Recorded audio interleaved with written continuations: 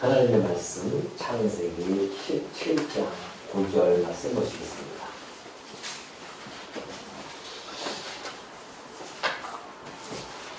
창세기 17장 9절입니다.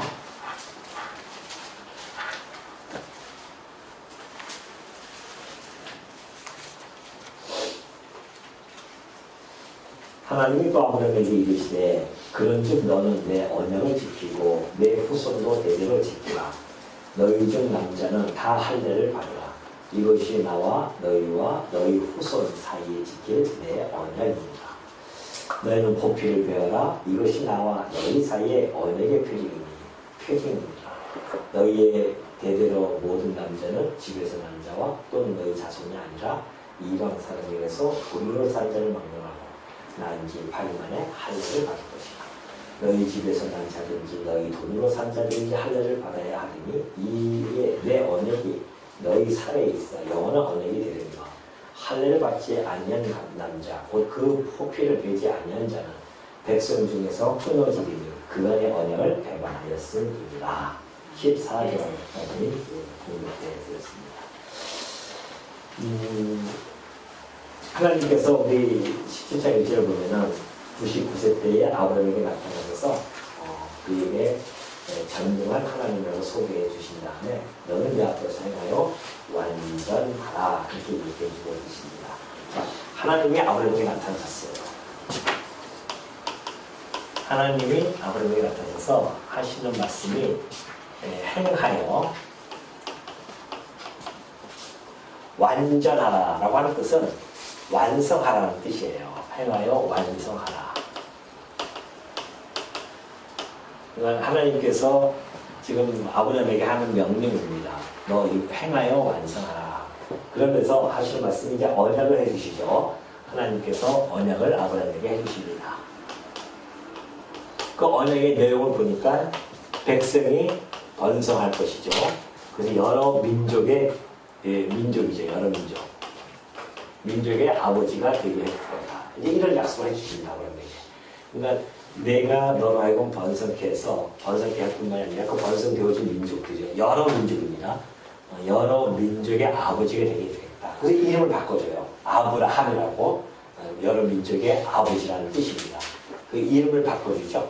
그리고 이제 이 민족에서 왕들이 날 것이다. 왕들이 나올 것들 그리고 영원한 기업으로서 땅을 또 약속해 주십니다. 이게 이제 언약의 내용이에요. 이것이 창세기 17장 1절부터 8절까지 지난 시간에 우리가 살펴봤죠. 이 모든 것들 하나님께서 총체적으로 약속해 주십니다. 그리고 보니까 오늘 이 17장 1절부터 8절까지 전체 내용을 압축해서 보면은 이게 곧 뭐다? 나라라는 겁니다. 나라에 대한 언약을 지금 해 주셨다는 것이죠. 총체적으로 이제 마지막으로 딱 보여주신 거예요. 그때는 왕들까지 얘기 안 했는데 이제 왕들이 나올 것이며 그 땅까지 주셔서 사실 실질적으로 17장 1절부터 8절이 나라에 대한 언약을 이제 하나님께서 확연하게 들려주신 겁니다. 이것을 하나님은 이제 영원한 언약이라고 하죠. 영원한 언약으로 해서 이 영원한 언약은 아브라함과 그 후손에게 아브라함 후손에게 이루어질 것에 대한 약속이었다. 그러니까 이 나라는 육신적으로는 이스라엘 나라를 뜻하지만 결국에는 아브라함의 후손이 예수 그리스도를 통하여 세우실 영원한 나라예요. 그러니까 영원한 언약이 되어진 겁니다. 그 영원한 언약을 그리스도를 통하여 이루실 것을 이제 보여주신 겁니다. 그러면서 이 언약대로 하나님께서 지켜주실 것이니까 그 대신 이제 하나님께서 아브라함에게 그 영원한 언약에 대한 표징을 백성들에게 표시해 주라는 겁니다. 영원한 언약의 표징이 바로 할례입니다. 이게 표징이 되어져요. 언약에 대한 표징. 그래서 그들로 하여금 하나님께서 영원한 언약을 세우시면서 이제 그 나라를 세워주면서 그들의 하나님 곧 이스라엘이죠. 우리가 지금 알고 있듯이 이스라엘의 하나님으로서 하나님께서 그들을 관계를 설정해 주는 내용입니다. 그러니까 지금 이스라엘의 하나님 이렇게 땅을 백성을 번성케 해주고 왕들을 주고 통치와 그 다음에 땅 그래서 이 모든 것을 나라로 세워주는데 그럼 이 나라는 누구의 나라인가? 이스라엘의 하나님입니다. 그 하나님의 나라를 세워주겠다는 뜻이었어요. 그래서 지금 1절부터 8절까지가 이렇게 정리가 되어집니다. 그리고 나서 이제 이 할례라는 부분을 집중적으로 이제 수행하죠. 그래서 행하여 완성하라 뭘? 할례를 그런 이야기입니다.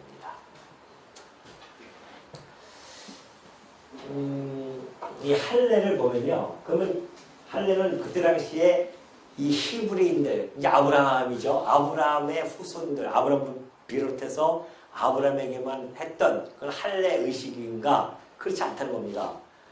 이미 이 할례 의식은 그때 당시에 이집트, 고대 이집트와 셈족에서는 많이 이렇게 할례 의식을 행했던 그런 시기가 있었습니다.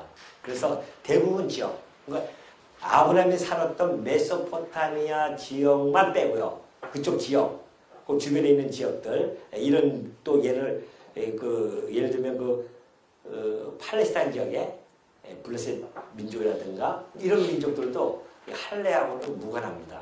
그런 풍습이 없어요. 그런데 이집트 쪽은 할례가 많이 행해졌던 그때 그 시기였었습니다. 그걸 우리가 어떻게 알 수 있냐면은 이집트 6왕조가 있습니다. 그 시기가 주전 2350년부터 2000년까지의 그 시기인데 한 350여 년 그 어간에 이집트 6왕조가 있었는데 그때 무덤 벽화를 발견합니다. 근데 그 무덤 벽화를 보니까는 제사장들이 할례를 행하는 그러한 그림이 거기 이렇게 그려져 있어요. 놀랍게도. 근데 거기 무슨 글자가 써 있냐면은 기절하지 않게 꼭 잡아요라고 하는 그 기록이 되어 있습니다. 그러니까 그만큼 할례를 하면서 막 아프니까 기절할 거 아닙니까? 그래서 그 기절하지 않게 꼭 잡으라. 그런 기록이 있을 만큼 할례는 이집트에 있었던 하나의 관습으로서 자리 잡았었죠. 그래서 그때 당시에 뭐 여러 셈족도 그렇고 할례를 통하여 너는 우리 부족의 일원이야 또는 우리 민족의 일원이야라고 하는 그런 가입하는 행위뿐만이 아니라 더 나아가서는 이제 성년이 되어져서 성년으로서의 그 신고식할 때에 할례를 행하기도 했다는 것이죠. 그러면 이 이집트에서는 왜 이렇게 할례가 성행했냐면은 창조 신화와 연관이 되어 있습니다. 이 이집트 창조 신화는 태초의 신이 있었다는 거예요. 그 신이 바로 태양신입니다. 그들이 보이는 것이 태양신뿐이 없으니까 그때 당시에는 태양신이 있었는데 그 태양신 이름이 이제 레라고 하는 신이에요. 그 레가 할례를 통하여서 피가 막 유출되어집니다. 피가 나와요. 그래가지고서는 그 피로 말미암아 후와 시아라고 하는 신을 또 만듭니다. 그래서 그들과 함께 이 우주를 창조했다는 거예요. 그렇기 때문에 고대 이집트에서는 할례 의식을 창조를 이어가는 그러한 방식으로서 이집트 남자들에게 할례를 행한 겁니다. 그러니 이제 아브라함은 특히 이제 그 할례와 무관한 그런 문화권에서 살았단 말입니다. 근데 하나님께서 갑자기 나타나서 이 할례를 행하라고 한단 말이죠. 그러니까 사실은 그들의 그동안 살아왔던 그 삶의 그 하나의 패러다임이 완전히 전환되어진 겁니다. 근데 사실은 그보다 더 큰 이상의 의미를 갖고 있죠. 왜냐면 할례를 행하다 죽을 수도 있고 얼마나 두렵겠습니까? 이 새로운 관습, 메소포타미아 문명 밖에 있었던 그 새로운 관습을 그들이 받아들여야 됩니다. 그 쉬운 일은 아니죠. 그래서 이 할례를 그때부터 이제 행하게 되어지는데 하나님께서 이집트 들어가기 전에 이 할례를 행하게 하셔요. 그 이유가 있겠죠. 만약에 이집트에 들어갔는데 거기 다 할례를 행하니까 그러면은 이 이집트의 그런 어떤 신화적인 그런 생각을 가지고 이 할례를 행하게 되어지면 거기에 동화가 되어질 수 있단 말입니다. 더군다나 이집트 같은 경우는 성인 의식을 통하여서 할례를 하죠. 나이가 먹어서 한 17세, 18세 뭐 이렇게 되겠죠. 그러나 하나님께서 특별히 아브라함에게는 난지 8일 만에 행하라고 합니다. 그러니까 벌써 의식의 시기가 달라요. 이집트는 성인 때 하지만은 히브리식 할례는 8일 만에 합니다.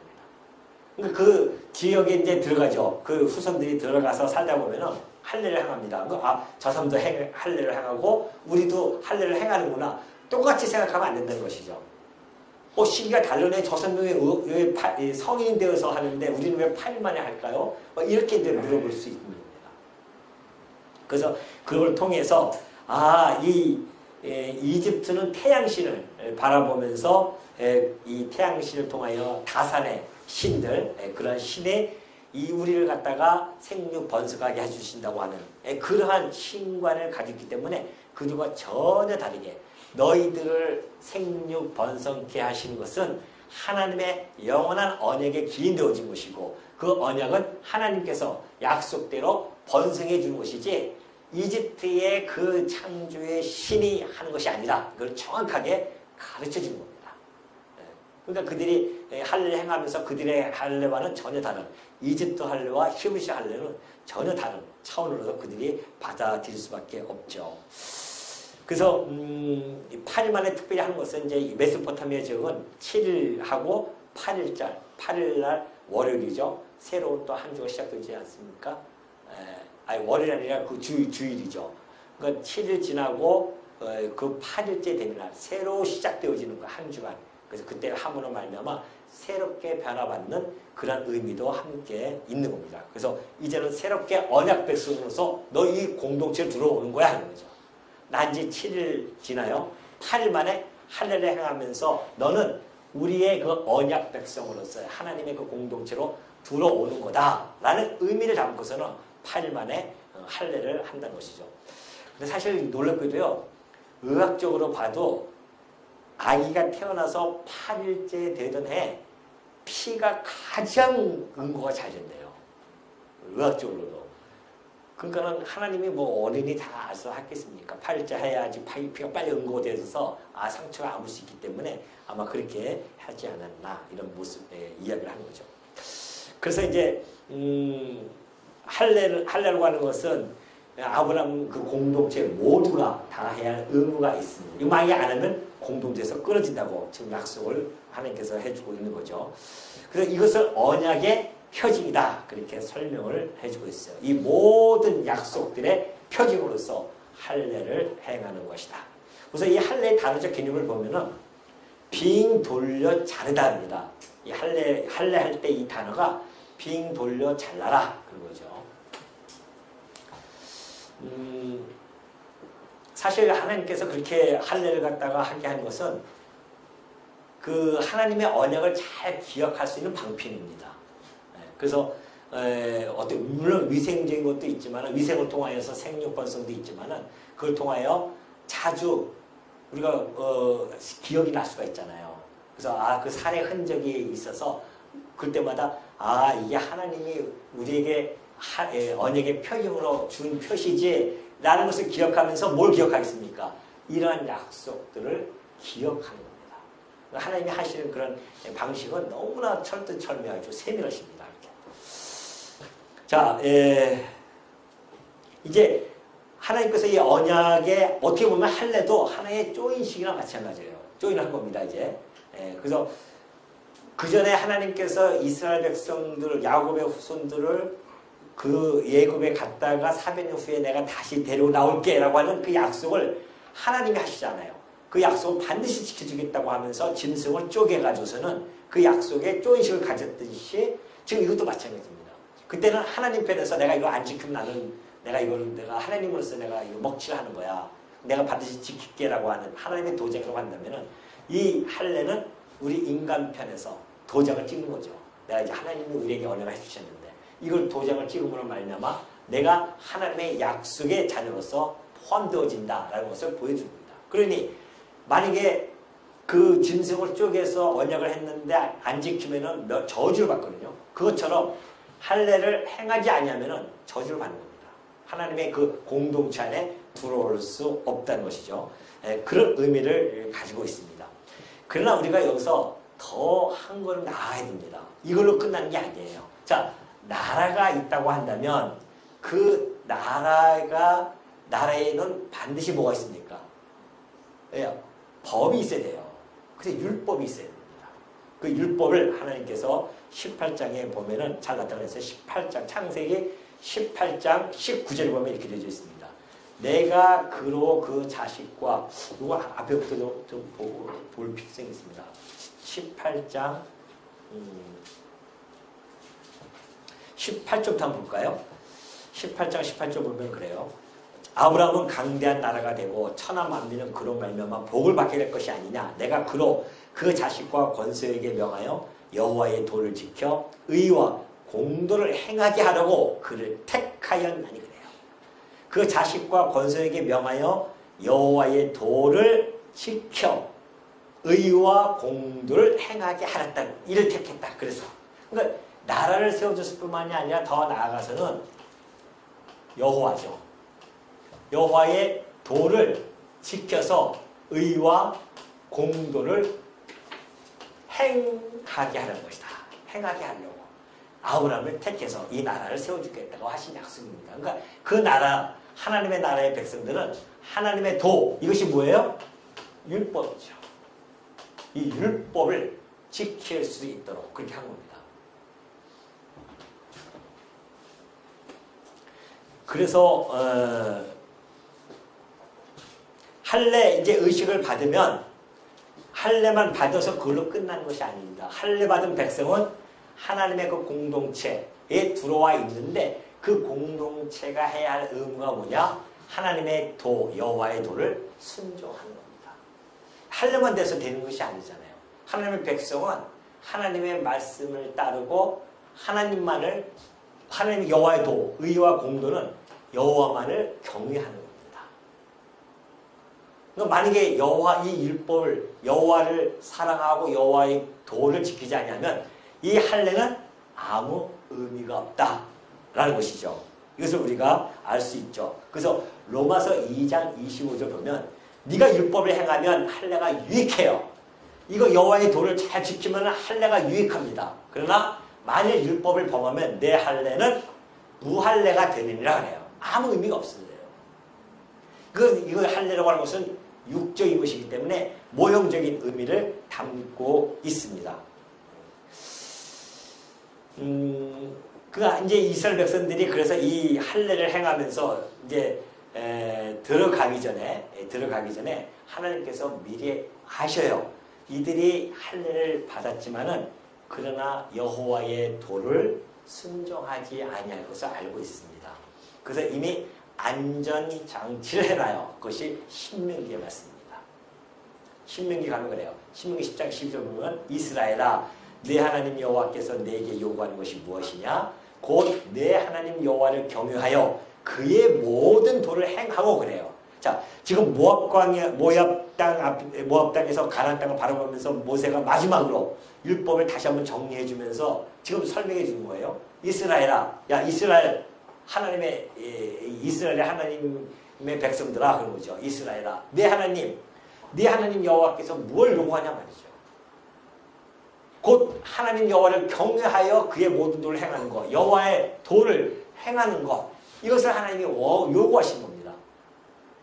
율법만 행해서 끝나는 것이 아니라는 것이죠. 그를 살아가며 마음을 다하고 뜻을 다하여 내 하나님 여호와를 섬겨라.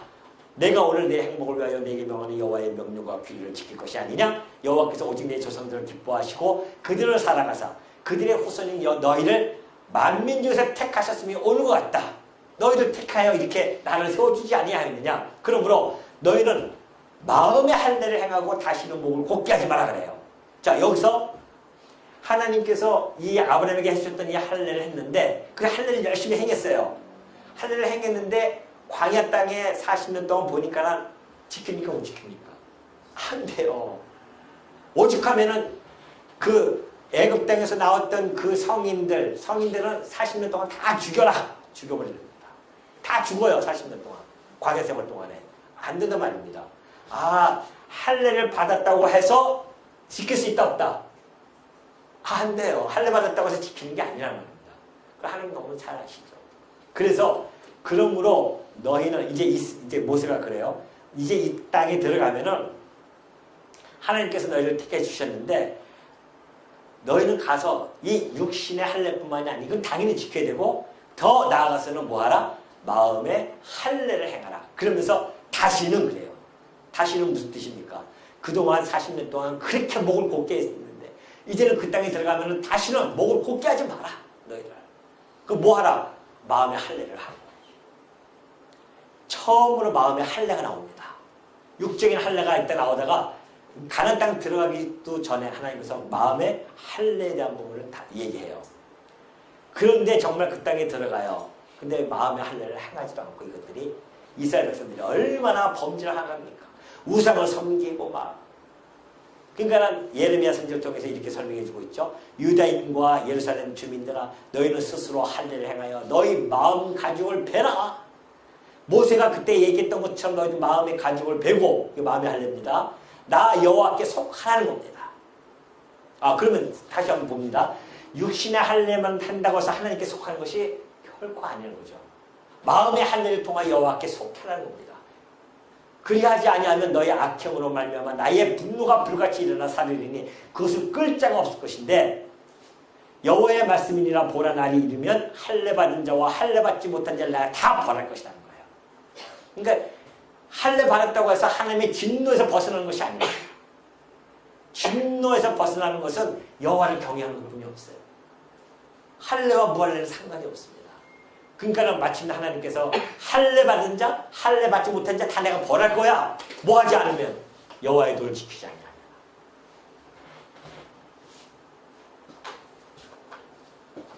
그 하나님께서 하나의 미래적인 아까 거는 경고라고 한다면 지금은 미래적인 이야기를 해주셨어요. 그때 당시에 모압 땅에서 신명기 30장 들어보면 그러죠. 내 하나님 여호와께서 내 마음과 내 자손의 마음에 할례를 베푸실 것이다. 안 돼요. 육신 할례가 안 되기 때문에 너희들 마음의 할례를 하라 하지만은 마음의 할례를 우리가 할 수 있습니까? 그러니까 마음의 할례를 하나님께서 베푸실 거야. 누구에게? 여호와께서 내 마음과 내 자손의 마음에 할례를 베푸실 거다. 그러면서 너로 마음을 다하며 뜻을 다하여 내 하나님 여호와를 사랑하게 하실 것이다. 이 육신의 할례가 안 되기 때문에 뭐가 필요한가? 이것을 행할 수 있는 방법은 마음의 할례입니다. 이 마음의 할례를 통해서 여호와의 도를 지키게 해주겠다고 하는 약속이 여기서 주어집니다. 할렐루야요. 이게 할렐루야. 하나님이 하시겠다는 거예요. 할례를 내가 베푸셔서 너로 마음을 다하며 뜻을 다하여 내 하나님 여호와를 사랑하게 할게. 너로 생명을 얻게 하실 것이다. 그러면서 그렇게 얘기하고 나서 이들이 가나안 땅에 들어갑니다. 가나안 땅에 들어갔어요. 근데 그들이 범죄함으로 말미암아 멸망에 이르게 되어졌어요. 그때 에스겔 선지자를 부릅니다. 그리고 이렇게 약속을 다시 한번 해줍니다. 또 새 영을, 이게 신명기 30장 6절에 그 말씀을 근거해서 해주신 거예요. 또 새 영을 너희 속에 두고 새 마음을 너희에게 주되 너희 육신에서 굳은 마음을 제거할 것이다. 마음의 할례죠. 굳은 마음을 제거하고 부드러운 마음을 줄 것이며 그래요. 하나님께서 다시 한번 약속해 주십니다. 신명기 때 했던 약속을 해주시고 그리고 그들이 가나안 땅에 들어가서 역시 안 돼요. 광야에 있는 40년 동안 안 됐던 것처럼 안 된단 말입니다. 그렇다고 한다면 결론은 육신의 할례는 하나님의 도를 지킬 수 없구나 깨닫게 되었습니다. 그렇다고 한다면 할례나 무할례나 소용이 없어요. 다. 그때 하나님께서는 내가 너에게 마음의 할례, 굳은 마음을 제거하고 부드러운 마음을 줄게 내가 약속을 해주십니다. 그러니 얼마나 이 말씀이, 이 약속이 우리에게는 이게 복음이거든요. 마침내 2000년 전에 예수 그리스도께서 이 땅에 오셨습니다. 그리고 복음이 전파됐어요. 그리고 사람들이 복음을 받게 됐습니다. 그런데 어떤 사람들이 사도행전 15장 1절 보니까 어떤 사람들이 유대로부터 내려와서 형제들을 가르치기 시작합니다. 모세의 법대로 할례를 받지 아니하면 성도들이 있는데 갑자기 나와서 유대에서 왔다고 큰소리 치면서 내가 유대에서 왔어. 그런데 너희들 모세의 법대로 할례를 받지 아니하면 너희의 구원을 받지 못할 것이다. 자, 이 할례는 아브라함에게 하셨던 그 할례죠. 그는 구두로 하시는 약속입니다. 구두의 법령이에요. 그러나 모세 때에 성문화를 시켰어요. 그래서 모세에 통하여서 할례를 받으라고 그렇게 합니다. 그런데 그 모세의 법대로 할례를 받지 아니하면 능히 구원을 받지 못해라고 유대인들이 와서 합니다. 그러니까 이들은 여전히 할례를 통하여 하나님의 백성이 되어진다는 걸 믿고 있는 거예요. 이미 구약에서는 그게 아니다라고 얘기했는데, 마음의 할례를 얘기했는데 그만큼 깊이가 없는 거죠. 보이는 육신의 이 할례만을 주장한단 말입니다.